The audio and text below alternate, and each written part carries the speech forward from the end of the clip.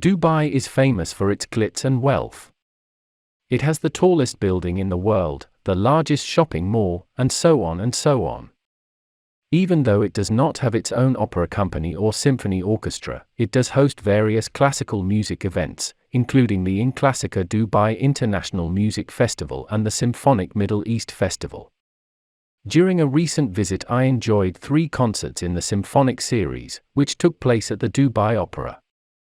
The Dubai Opera is a 2,000-seat, multi-format performing arts center located in the Opera District in downtown Dubai. It sits on a raised plaza which overlooks the famous Dubai fountains and the Burj Khalifa Tower. The building was designed by Janus Rostock of Atkins, Middle East. It is designed to resemble the traditional sailing vessel, the Dhow, with the stage being at the bow of the structure. The building has luxurious finishes throughout, with generous use of marble in the lobby and warm, dark-toned wood in the auditorium. The main lobby features a multi-storey chandelier that has animated lighting reflecting the festive atmosphere of the downtown Dubai district. On February 15, I attended a concert featuring the Malta Philharmonic conducted by its principal conductor, Armenia-born Sergei Sembatian. Malta is an island nation located south of Sicily, east of Tunisia, and north of Libya. Its population is estimated to be about 408,000. The Philharmonic was founded in April 1968 and became a full-sized orchestra in 2008. Nevertheless, it appeared to be slightly smaller than what we in the US think of as a full-sized orchestra. Sembatian became principal conductor in 2019. The program featured Alexei Shaw's From My Bookshelf piano concerto arranged by the soloist Russian-born pianist Mikhail Pletnev. Elgar's Variations on an Original Theme, or more commonly known as the Enigma Variations, comprised the second half of the program. When the orchestra began playing, it seemed as though the hall was rather dry, with somewhat poor blending of the various sections of the orchestra. After a while, it was apparent that the trumpets played too loudly, often overpowering other sections of the orchestra. Rather than being an acoustical problem of the auditorium, it seemed as if the orchestra itself has not yet found its sound and sometimes plays like 4 independent sections as opposed to a unified ensemble.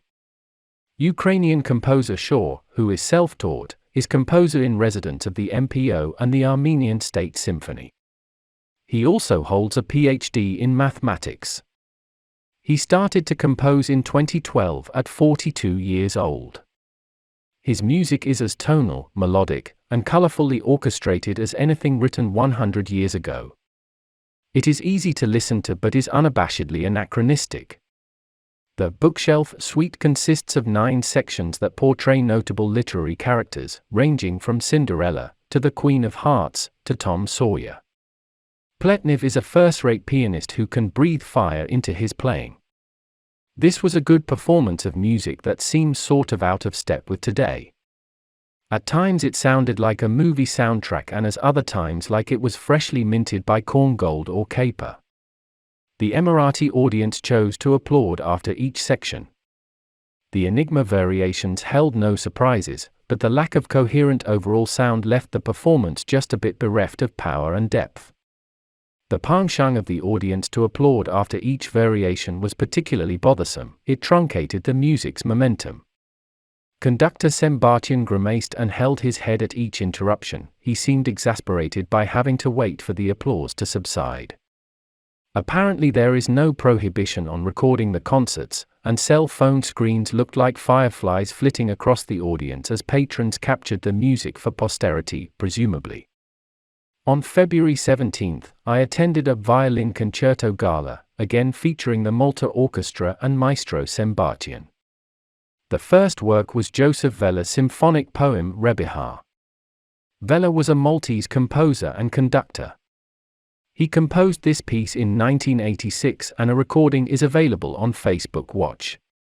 It is colorfully orchestrated and immediately accessible. Unlike the Shaw piece, its roots are in the late 19th and early 20th centuries. It was played with enthusiasm by the Malta Ensemble and quite enjoyable. This was followed by Shaw's Violin Concerto in C minor, with soloist Andrew Baranov, a founding member and first violinist of the David Oistrakh Quartet. he is a much awarded violinist, having received prizes in over 20 international competitions. The concerto is in 3 movements, allegro agitato, andante and presto. Again, this is a competent composition that is firmly fixed in the late 19th century. It's a work for those who say that modern music is no longer beautiful and pleasant. Baranov and Sembatian struck a good balance between the solo violin and full orchestra. The audience applauded between each movement, which seems to be the norm. The next work on the program was Puccini's 1882, Preludio Sinfonico, a piece composed during his studies at the Milan Conservatory. It's a single-movement work that lasts about 9 minutes. It is gorgeous music with Wagnerian echoes, including references to Lohengrin and Tannhäuser. The performance was quite polished, but again there were sectional imbalances with the brass being a bit overpowering and occasional intonation issues with the horns. This was followed by Yucha Gravinas after Mahler. Gravina is a Malta-born London-based composer. The work draws on Mahler's Sixth Symphony and is very Mahleresque. It was pleasant, well played, and enjoyable, but I am not sure what the point of the piece is, other than to show a contemporary composer can compose like someone from the late 19th and 20th centuries. The final work on the program was Mendelssohn's oft-played and beloved violin concerto in E minor. Mr. Baranov returned to the stage and gave an enthusiastic but sometimes technically challenged performance. There were bowing errors, intonation problems, and in the last movement a lack of coordination between the soloist and orchestra. Nevertheless, the audience was deeply appreciative, and Mr. Baranov returned the favor with an encore featuring Paganini's Caprice 24. It was a performance that had bowing and intonation issues. The 2-concert series by the Malta Philharmonic was very enjoyable and the programming of Maltese composers was admirable. I am surprised that we don't hear more of Shaw's work in our concert halls, but it may simply be too conservative to gain much interest here. On February 20th, the program was titled Inspiration from Kazan. In case you have forgotten your Russian geography, Kazan is the capital of Tatarstan on the banks of the Volga and Kazanka rivers in the southwest of the country. The Tatarstan State Symphony, under conductor Alexander Sladkovsky, performed. Russian-born Sladkovsky is a much-lauded conductor who performs across Europe and Asia. The program began with Rashid Kalimulin's symphonic dances. Kalimulin is one of the leading Tatar composers and is president of the Union of Tatarstan Composers. This 3-movement work is brilliantly orchestrated and is full of Tatar folk melodies. The musicianship of the Tatarstan Orchestra was stunning, the equal of many world-leading orchestras. Any quibble with the acoustics of the Dubai Opera vanished quickly when hearing this first-rate performance. Next up was Shaw's Verdiana arranged for violin featuring soloist Sergei Dogodin, the 2019 first prize and gold medal winner of the International Tchaikovsky competition in Moscow. Verdiana is a whimsical mélange of allusions to Giuseppe Verdi's most well-known melodies from his many operas, set here for violin and orchestra in 3 movements. The respective titles to the 3 movements are rather like puns that combine titles of Verdi operas with the names of traditional South American dances, the samba, the bossa nova, and the tango. The music is fun and invites toe-tapping. Dogodin is an excellent violinist and he, the orchestra and maestro Sladkovsky played the ear-catching music with perfection. The final work on the program was Tchaikovsky's First Symphony, Winter Daydreams. I believe this to be the best of the composer's symphonic output, as it avoids the hyper-emotionalism of his 4th through 6th symphonies, and does not have some of his compositional gimmicks, such as false starts and stops. This performance was goosebump-inducing. The first movement was shaped beautifully by Sladkovsky, taking advantage of rhythmic variation to heighten the music's samba drama. The second movement, Land of Gloom, Land of Mist, was lush, with woodwind playing that was sensitive, dreamlike and warm. The third movement, Scherzo, was taken a bit slowly, but nevertheless engaging.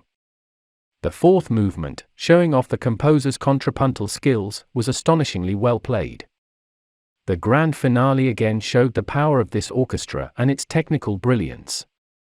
Interestingly, the audience did not applaud between movements, which was quite welcome.